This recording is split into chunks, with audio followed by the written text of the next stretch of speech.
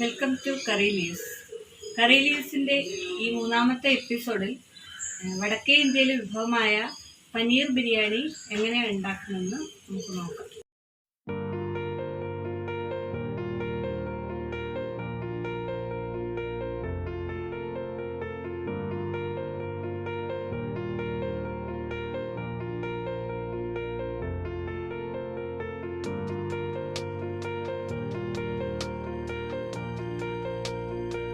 നാല് പേർക്കുള്ള ബിരിയാണിയാണ് ഉണ്ടാക്കാൻ പോകുന്നത്.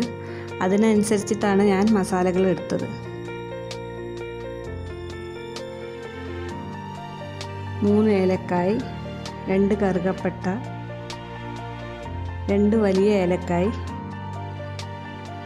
1 ടീസ്പൂൺ പെരിഞ്ജീരകം, 1/2 ടീസ്പൂൺ ജീരകം, 1 സ്റ്റോൺ ഫ്ലവർ, 6-7 ഗ്രാമ്പൂ,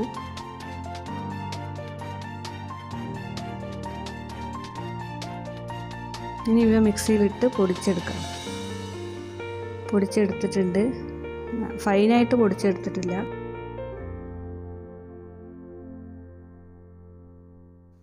ഇനി പനീർ ഫ്രൈ ചെയ്തെടുക്കാം. ഓയിലിലാണ് ഞാൻ ഫ്രൈ ചെയ്യുന്നത്. നിങ്ങൾക്ക് ഇഷ്ടമുണ്ടെങ്കിൽ നെയ്യിൽ ഫ്രൈ ചെയ്യാം. 200 ഗ്രാമിൻ്റെ ഒരു പാക്കറ്റ് പനീറാണ് എടുത്തിരിക്കുന്നത്. ചെറുതായിട്ട് മുറിച്ചിട്ട് ആണ് ഫ്രൈ ചെയ്യുന്നത്. ഇത് യെല്ലോ കളർ ആവുന്നത് വരെ മാത്രമേ ഫ്രൈ ചെയ്യുന്നുള്ളൂ. അധികം കളറാവുന്ന വരെ ഫ്രൈ ചെയ്താൽ പിന്നെ അത് റബ്ബർ പോലെ ഇരിക്കും. അവിടെ ജസ്റ്റ് ഒന്ന് യെല്ലോ കളർ ആവുന്ന വരെ ഫ്രൈ ചെയ്യാം. പനീർ ഫ്രൈ ചെയ്തെടുത്തു. ഇനി നമുക്കിത് തൈരിലേക്കിടാം. 3/4 കപ്പ് തൈരാണ് എടുത്തത്. ഈ തൈരിലേക്ക് 1/2 ടീസ്പൂൺ മഞ്ഞൾപ്പൊടി, 1 ടീസ്പൂൺ മുളക് പൊടി, 1 ടേബിൾ സ്പൂൺ ബിരിയാണി മസാലയും കുറച്ചും ഉപ്പും ചേർത്ത് ഇളക്കി യോജിപ്പിക്കുക. ഇത്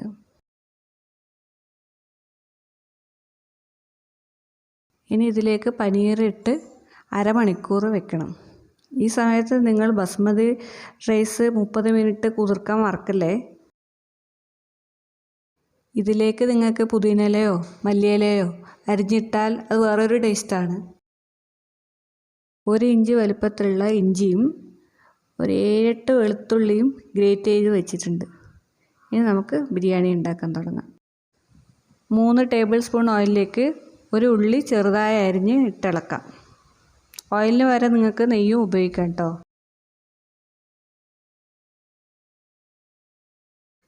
ഉള്ളി ബ്രൗൺ ആകുന്നവരെ ഇളക്കുക.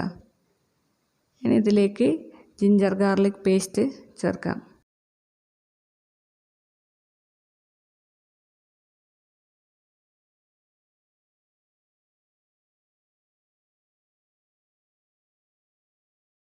ഇനി ഗാർലിക്കിൻ്റെ ആ പച്ച സ്മെല്ല് പോകുന്നവരെ വഴറ്റുക.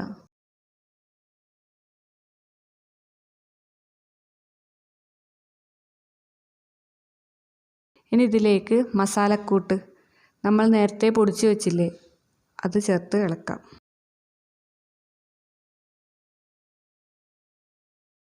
മുക്കാൽ കപ്പ് ക്യാരറ്റ് ചെറുതായി അരിഞ്ഞത് ഇതിലേക്കിട്ട് ഇളക്കാം.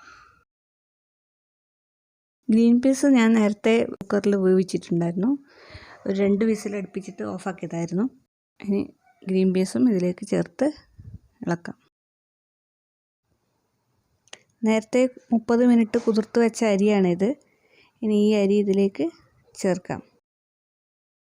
വേണമെങ്കിൽ നിങ്ങൾക്ക് കുറച്ചുകൂടി ഓയിൽ ചേർക്കാം. അരി ചെറുതായി 1 മിനിറ്റ് ഫ്രൈ ചെയ്യാം. അതിനുശേഷം വെള്ളം ഒഴിക്കാം. നിങ്ങൾക്ക് ഇതേ സമയം ആവശ്യമുള്ള വെള്ളം വേറൊരു പാത്രത്തിൽ മറ്റേ സ്റ്റൗവിൽ തിളപ്പിക്കാവുന്നതാണ്. എന്നാൽ പെട്ടെന്ന് ഉണ്ടാക്കാൻ പറ്റും. 1 കപ്പ് അരിക്ക് 2 കപ്പ് വെള്ളം എന്ന കണക്കിലാണ് വെള്ളം ചേർത്തത്. ആവശ്യത്തിന് ഉപ്പ് ചേർക്കുക. ഇനി ഇത് അടച്ച് വെച്ച് ഫ്ലെയിം കുറച്ച് വെച്ച് വേവിക്കാം. വേവ് ഏകദേശം ആയിട്ടുണ്ട്. ഇനി പനീർ തൈരോട് കൂടി ചേർത്ത് ഇളക്കാം.